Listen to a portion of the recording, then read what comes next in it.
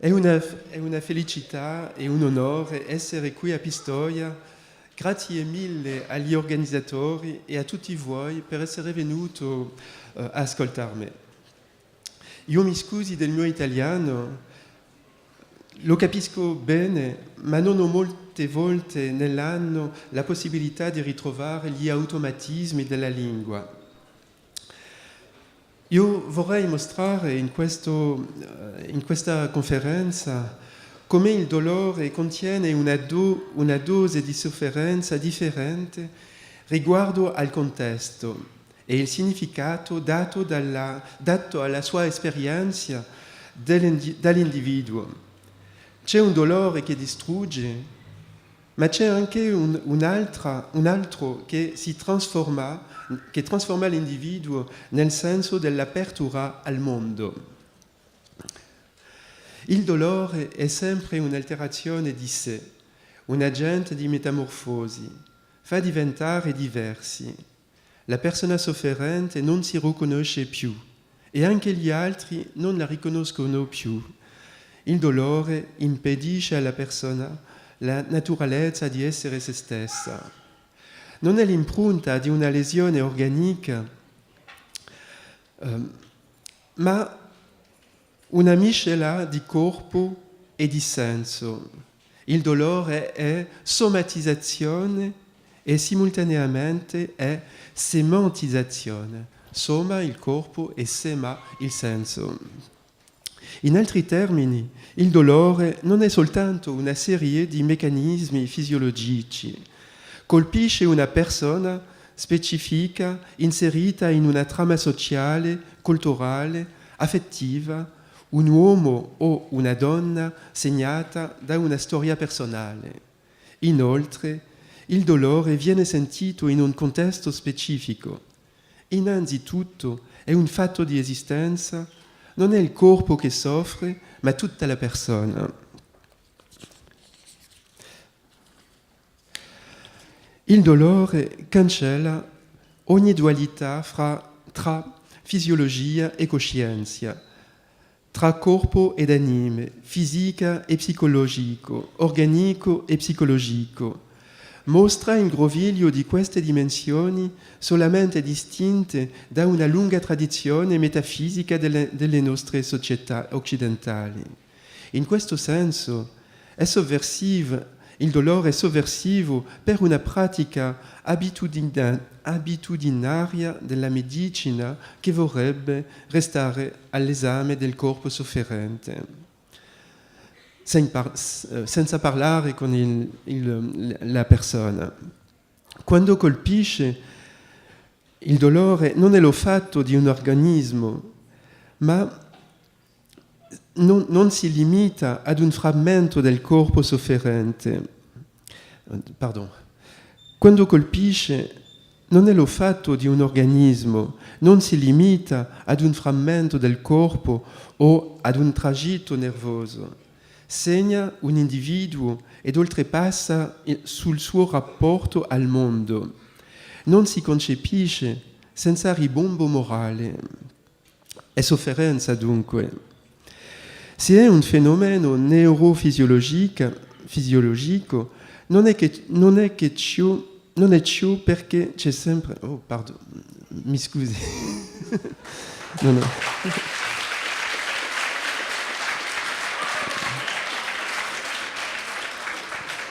Bon, non ho fatto bene la traduzione.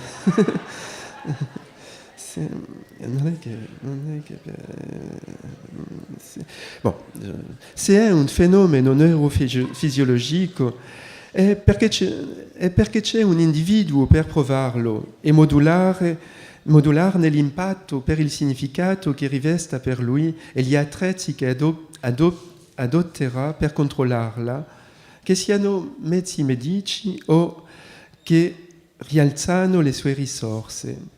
Il dolore non è la pura conseguenza fisiologica di un'alterazione organica dunque. È provata secondo una griglia di interpretazione inerente all'individuo. L'uomo non ha il suo cervello, ma ciò che fa del suo pensiero e della sua esistenza attraverso la sua storia personale. A questo proposito, la definizione dell'Internazionale Associazione per lo Studio del Dolore cancella ogni ambiguità, sormonta il dualismo facendo del dolore, e io cito, un'esperienza sensoriale ed emozionale sgradevole, socia ad una lesione tissulare reale o potenziale, o descritta ancora nei termini che rievocano una tale lesione. Fine della citazione.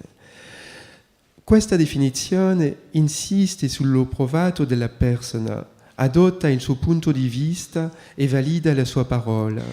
Il dolore non è solamente sensazione, ma soprattutto emozione che lascia emergere la domanda del senso e al di là è percezione, cioè attività di decifrazione su sì e non di decalco di un'alterazione somatica. Non c'è un dolore oggettivo attestato dall'esame medico e provato più o meno dai pazienti secondo i loro filtri sociali, culturali o personali, ma un dolore singolare, percepito e contrassegnato per l'alchimia della storia individuale e il grado del colpo. L'individuo in sofferenza è il solo a conoscere la profondità della sua pena. Egli solo è in preda al supplizio, il dolore non si dimostra, si prova. La sua forza di impatto è propria a colui che la prova. Il filosofo Georges Canguilhem lo diceva con forza: l'uomo fa il suo dolore siccome fa una malattia o siccome fa il suo lutto, ben piuttosto che la riceve o la subisce. Fine della citazione. Il dolore è per l'individuo il confronto di un avvenimento corporale ad un universo di senso e di valore. Un dolore che sarebbe solamente di corpo è un'astrazione, siccome lo sarebbe una sofferenza che sarebbe solamente morale. Il dolore non schiaccia il corpo, schiaccia l'individuo, rompe lo scolo della vita quotidiana e trasforma la relazione agli altri. Non c'è di pena fisica che non trascina delle conseguenze nella relazione dell'uomo al mondo. Il male di dente non è nel dente, è nella vita, altera tutte le attività dell'uomo, anche quelle che gli stanno più a cuore. Impregna i gesti, attraversa i pensieri, contamina la totalità del rapporto al mondo, quindi implica una sofferenza. Se il dolore restava chiuso pacificamente nel corpo, non avrebbe incidenza sulla vita quotidiana.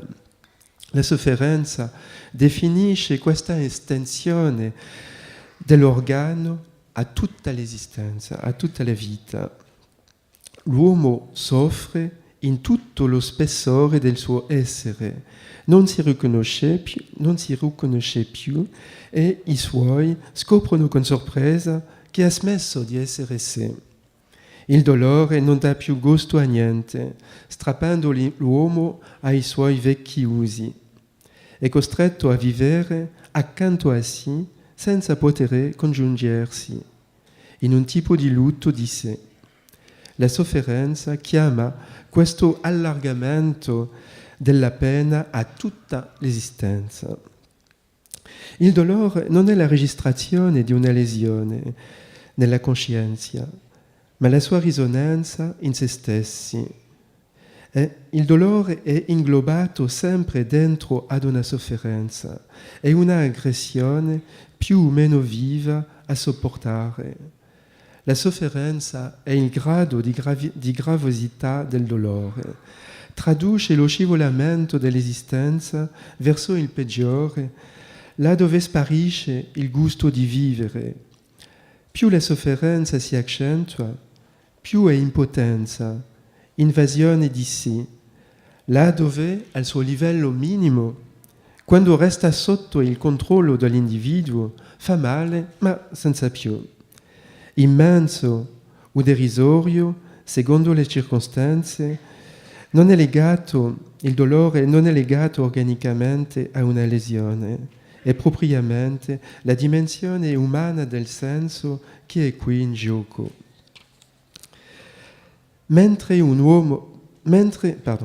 La sofferenza è dunque dipendente dal significato ricoperto del dolore, è proporzionale alla somma della violenza subita.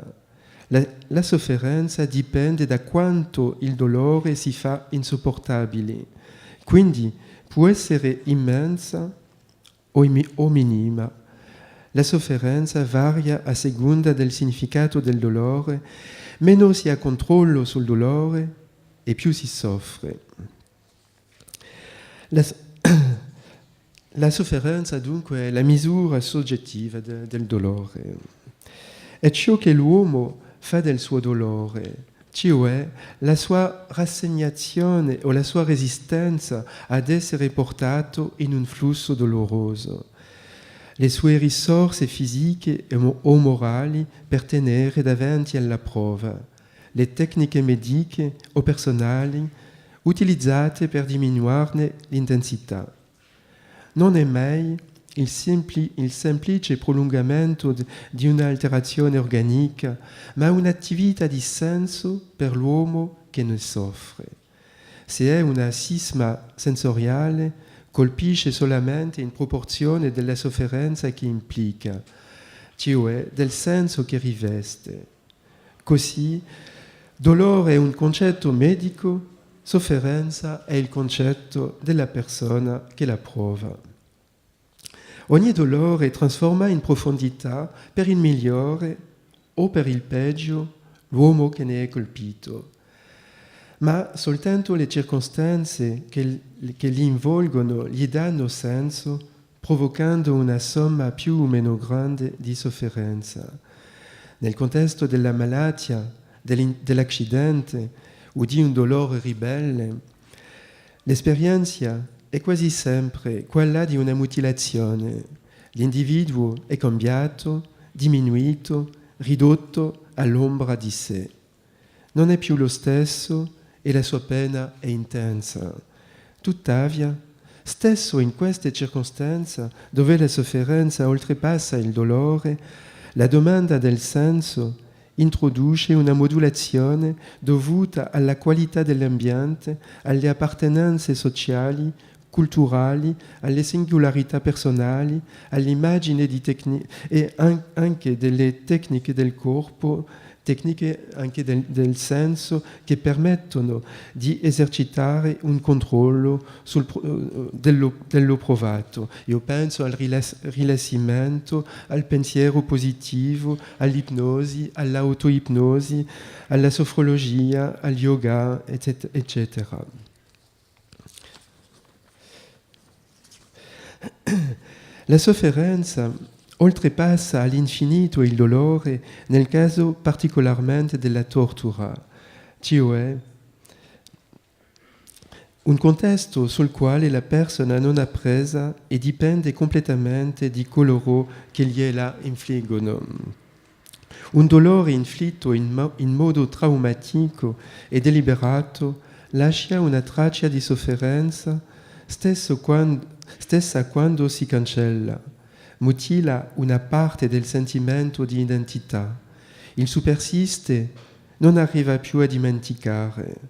La tortura provoca una sofferenza senza limite, sulla quale la vittima è non solo senza presa, ma dove dipende assolutamente dell'arbitrarietà di cui gliela infligge. È in questo senso il peggio della sofferenza.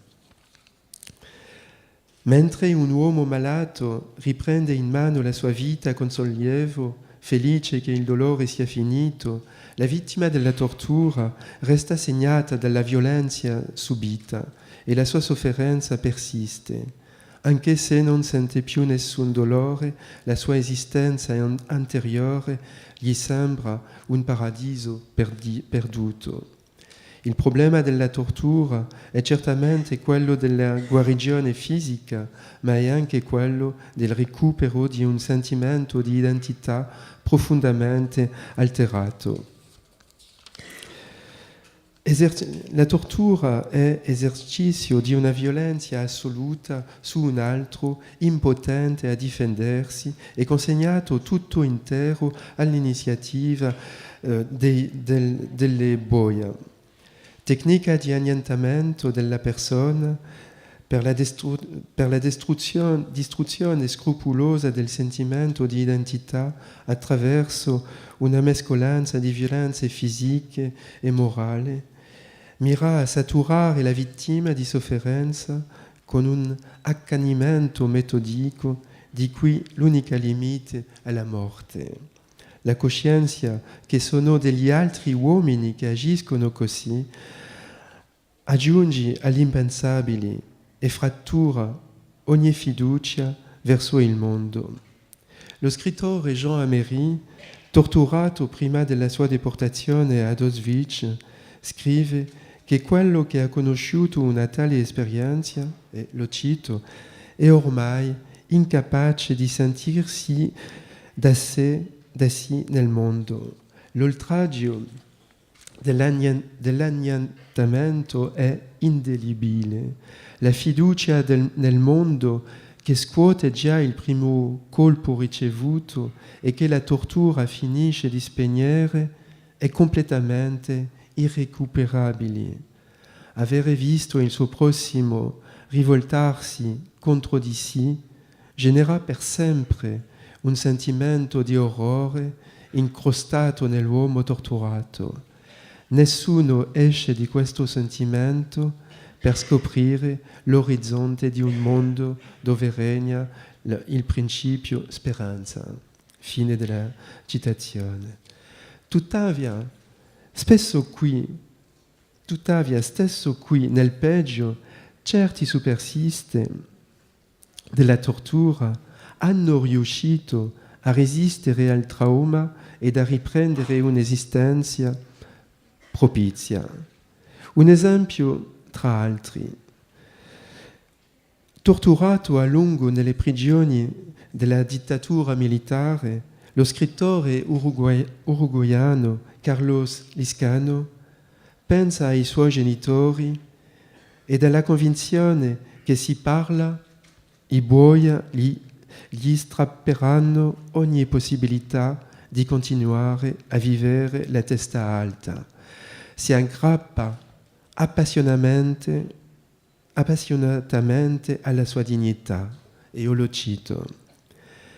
Non è forse la dignità del militante politico, ma un'altra, più primitiva, fatta di valori semplici, appresi non sa quando, forse al tavolo della cucina da lui, quando era bambino, al lavoro, sulle panche della scuola. Non è una dignità astratta, ma una dignità molto specifica, quella di sapere che un giorno dovrà guardare in faccia i suoi bambini, la sua compagna, i suoi compagni, i suoi genitori. Anche non tanto persone, gli basta volere un giorno sentirsi degno davanti ad una sola persona. Una frase magnifica di Carlos Liscano, fine della citazione. Talvolta i superstiti costruiscono così uno scudo di senso che respinge la volontà di trauma che anima i torturatori.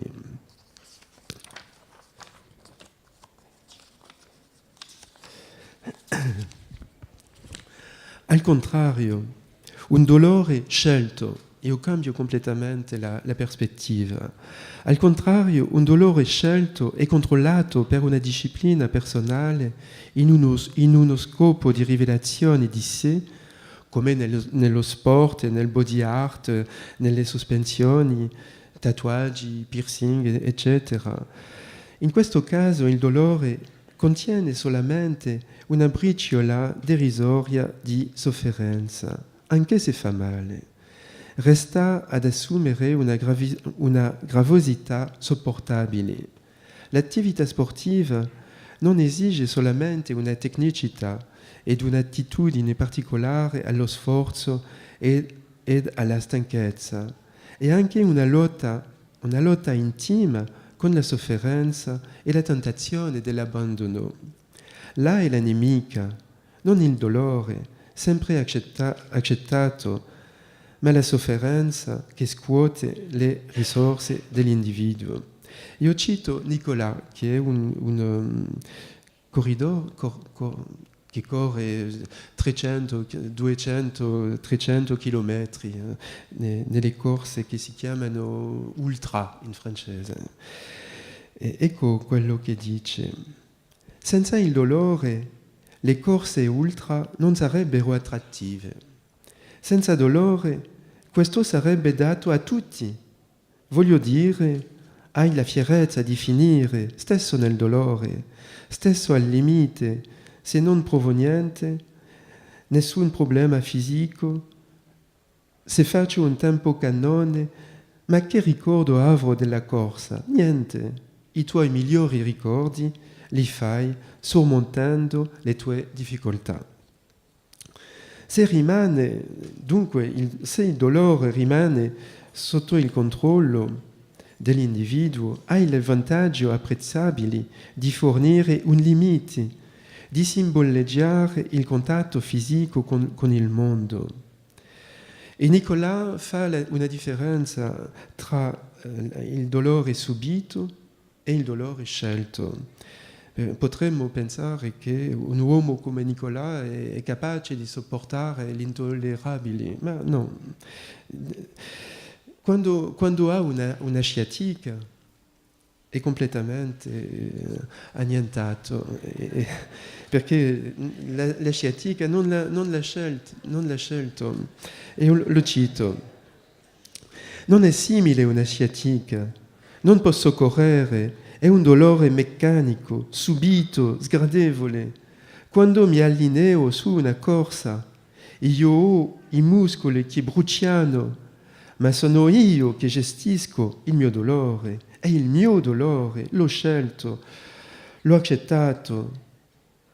Io so che va a venire, mentre una ferita come una sciatica è involontaria, è una nemica. Io non gli ho chiesto niente. Nicolas fa intuitivamente la distinzione tra dolore e sofferenza. Se tollera la prima, concepita come la condizione della sua progressione nel momento della prova e di cui controlla l'intensità, e l'altra, la sciatica, che è solamente sofferenza e che si impone a lui come una forma di violenza. O ancora, in un altro campo dell'esperienza, quello delle trasformazioni corporali, Mathieu, a proposito dei suoi piercing, dichiara: ho provato soprattutto una grande gioia, una soddisfazione rispetto alla paura, al dolore. Questo è soprattutto ciò, credo, la soddisfazione personale di avere potuto resistere semplicemente. Fine della citazione.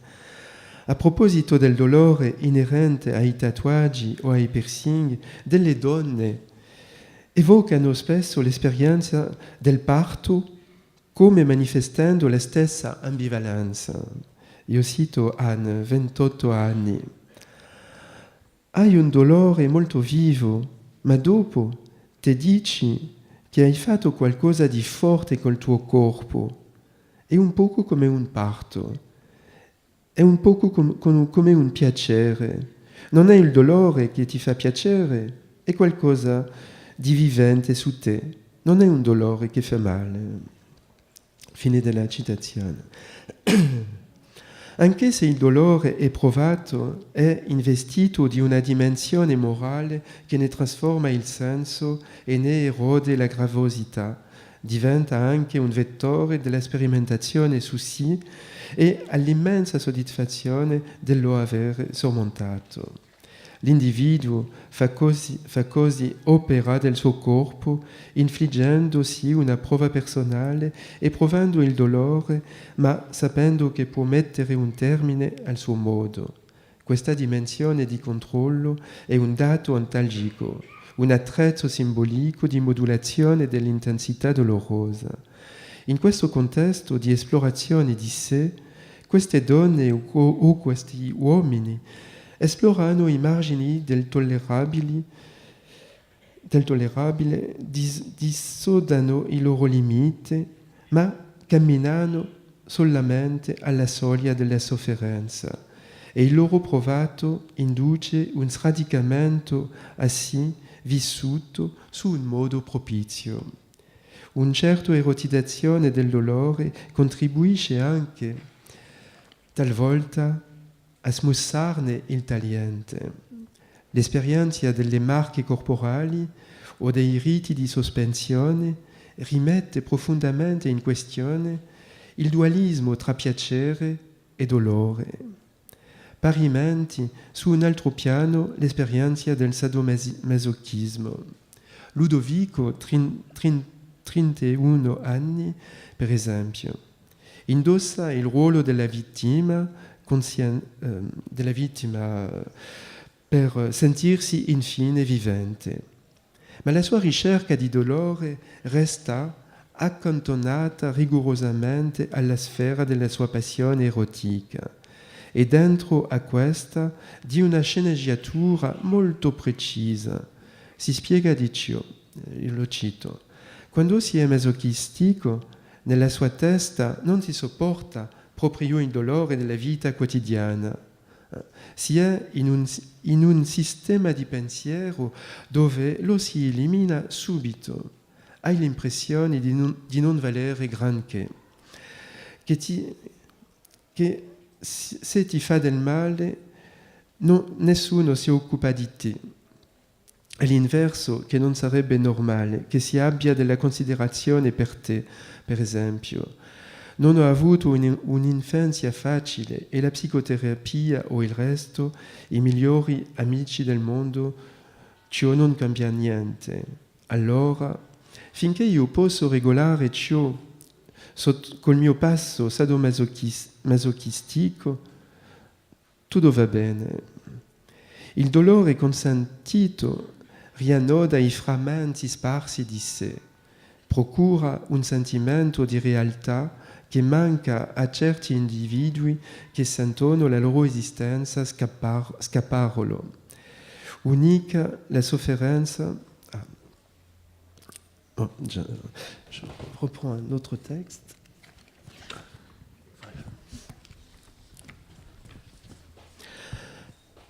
Un'altra esperienza del dolore. Voilà. Parimenti, gli scarificazioni, ma è un'altra prospettiva che modifica completamente tutto ciò che ho detto prima. Là qui, con le scarificazioni, il dolore è un'arma contro la sofferenza. E tutto ciò fa parte dell'ambivalenza della condizione umana. Parimenti, le scarificazioni deliberate sono un'arma simbolica all'opposto alla sofferenza che invade loro che si tagliano. Si tratta allora di farsi male per avere meno male, come l'attestano numero di adolescenti, per sfuggire al sentimento del scacciamento che provano in questo momento. In questo contesto, il dolore inflitto e controllato disattiva la sofferenza che scappa proprio ad ogni padronanza. Questi adolescenti oppongono il dolore controllabile alla sofferenza incontrollabile in un tipo di omeopatia simbolica, riprendendo il controllo. inventando una tecnica di sopravvivenza, aspettando di trovare un mezzo più propizio di combattere il loro male di vivere. Un giovane uomo, arriva in consultazione medica a causa dell'affaticamento che prova. Il medico gli chiede di spogliarsi. L'uomo ubbidisce e svela un torace lacerato da lunghe cicatrici. Il medico, interdetto, gli domanda che è successo.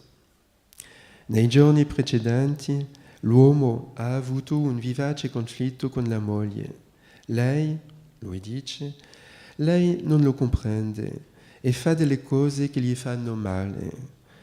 Non sopportando più la indifferenza della sua moglie, ha preso un coltello, ha lacerato i vestiti e si è sfregiato il petto. Ha detto allora alla sua moglie: «Vedi, quello che mi faccio non è niente rispetto a quello che mi fai tu». Qui il dolore, l'incisione, il sangue arginano il troppo pieno di una sofferenza debordante e scacciante. Il dolore fisico è un punto d'arresto simbolico da contrapporre alla sofferenza, una maniera di neutralizzare la sua emorragia e di trasferirla in uno spazio dove diventa per un momento controllabile. Ultimo tentativo disperato di mantenersi al mondo, di trovare un appiglio. È un dolore omeopatico già che previene una sofferenza indicibile e scacciante.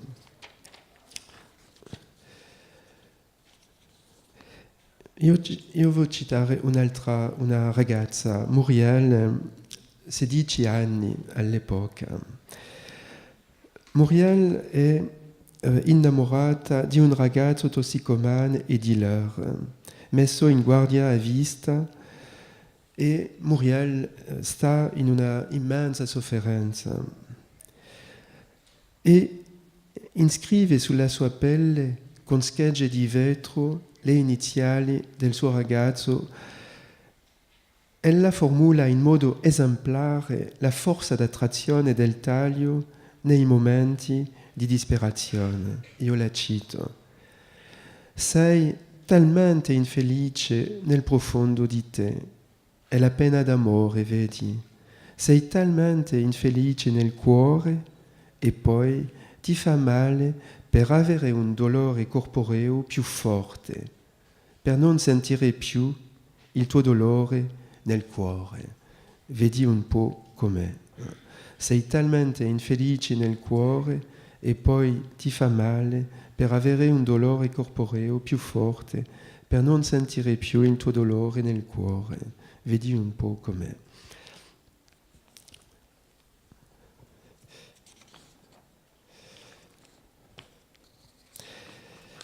Per finire, più la sofferenza si accentua, più è invasione di sé, alterazione del gusto di vivere, là dove al suo livello minimo resta sotto il controllo dell'individuo, fa male, ma senza più. Immensa o derisoria, secondo le circostanze, non è legata ad una lesione. È la dimensione del senso che è qui in gioco. Il dolore può restare contenuto dentro ai processi di protezione messi in posto dall'individuo nella sua malattia o le sue ferite o nella sua scelta di un'attività che lo sollecita duramente, come nello sport estremo, body art, eccetera. Ha male, ma è in posizione di controllo davanti al suo dolore. Non si lascia oltrepassare. Il dolore resta alla sua misura. La sofferenza ha sempre a vedere con l'impotenza e apparizione degli intollerabili. Interviene nel momento dove il dolore inizia il suo lavoro di erosione e rovina le capacità di resistenza dell'individuo. là dove perde il controllo e provi il sentimento che la sua esistenza si disfa. Implica un'identità minacciata ed il sentimento del peggio. Se il dolore, e cioè la sofferenza ancora al suo livello elementare, se il dolore è un provato faticoso, ma ancora nelle margini di tolleranza dell'individuo, la sofferenza è effrazione, sentimento di perdita, lutto di sé. Varia secondo il significato del dolore e la parte di controllo esercitato su essa. Il sentimento tragico del dolore, l'avempare della sofferenza, viene di non avere più nessuna presa. In una parola, la stessa alterazione organica, un taglio al livello del braccio, sarà per esempio l'oggetto di un provato radicalmente differente secondo le circostanze. La verità del dolore non è nel grado del colpo, ma nel suo significato per l'individuo. Se questo taglio è inflitto in un contesto di tortura, significa una violenza inaudita e impensabile, e sofferenza schiacciante. E anche sofferenza se viene delle sequele di un accidente. Ma un ciclista rovesciato da un automobilista che non ha rispettato uno stop o un fuoco soffrirà probabilmente oltre che quello che è caduto da solo sulla pista in un momento di distrazione. Ma questa stessa ferita può essere anche un taglio realizzato da un professionista alla domanda di un individuo nello scopo di decorare il suo corpo attraverso una marca che giudica estetica. In questo contesto il dolore è controllato e erotizzato. Questo stesso taglio è forse il gesto di un adolescente in pieno sconforto, in piena sofferenza, rimemorandosi l'incesto o gli abusi sessuali che ha subito. Utilizza il dolore sopportabile dei suoi scarificazioni per disattivare l'intollerabile della sofferenza. Paradosso, il dolore viene a combattere qui una sofferenza. Lo stesso taglio può essere l'ultimo episodio di una sceneggiatura sadomasochista che permette ad un uomo o ad una donna di provare un orgasmo. Lo si vede, senza la dimensione del senso è impossibile comprendere completamente l'intensità di una ferita o di qualsiasi alterazione organica. L'organismo è una cosa, ma la persona ne è un'altra, e è questa ultima la persona che soffre, non il suo organismo. L'ho detto, il dolore è sempre un'alterazione di sé, fa diventare altro e iscrive l'individuo in porta a falso con la sua esistenza anteriore, lo rivela per il migliore o per il peggio alle risorse proprie di cui ignorava l'esistenza. Il suo impatto conosce una virulenza strettamente legata alla natura della violazione che contiene. Molte società umane lo utilizzano per trasformare i loro membri. Così, per esempio, all'epoca dei riti di passaggio per sconvolgere il rapporto al mondo dei giovani. La direzione del cambiamento è legata al significato che riveste la sua prova per l'individuo. Se resta allora dolore, cambia spesso per il migliore. Al contrario, la sofferenza distrugge e lascia una traccia di amarezza anche se è sormontata poi. Se il dolore resta ancora nella sfera del tollerabile, la sofferenza è sempre dell'ordine dello subito. si impone senza rimedio e traduce la perdita di ogni controllo su sì. È la sofferenza che distrugge l'uomo. Ecco perché, quando abbiamo a che fare con malati o vittime di incidenti o di torture, la tecnica medica non basta, anche se è fondamentale. La qualità della presenza presso il malato, l'accompagnamento, un rapporto di fiducia senza limite con lui e con il personale medico sono altrettanto essenziali. È importante alleviare efficacemente il dolore perché ciò implica simultaneamente un'azione sulla sofferenza e invita una medicina centrata sulla persona e non solo su parametri biologici.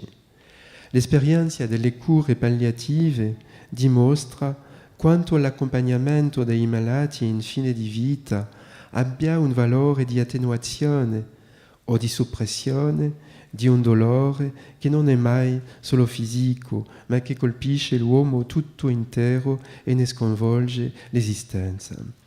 Grazie molto per la loro attenzione.